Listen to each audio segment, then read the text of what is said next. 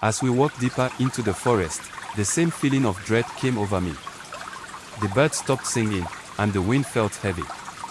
Amodi led the way, even though his legs shook with every step. Finally, we reached the clearing. The same place where we had seen the yellow-eyed figure. Baba Okoro placed the offerings on the ground and began to speak softly to the forest spirits. His voice was calm, asking for peace and protection. But just as he finished, something strange happened.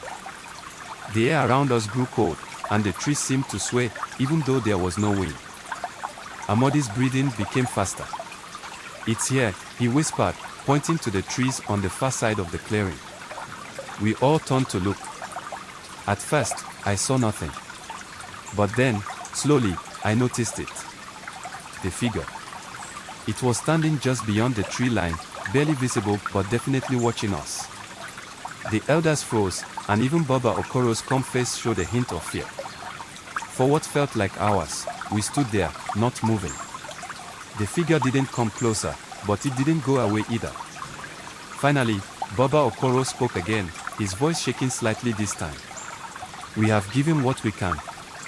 We only ask that you leave us in peace." The figure stood still for a moment longer. Then, slowly, it turned and melted back into the forest. We didn't waste time. Baba Okoro signaled for us to leave, and we hurried back to the village, not looking back once.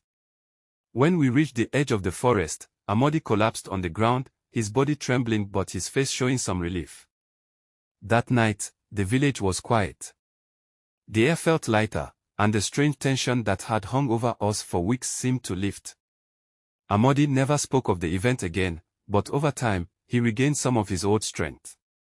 Though he never returned to the forest, he started to smile again, even if just a little. The elders said the spirits had accepted our offering and left us in peace. But I knew, deep down, that the forest would always remember.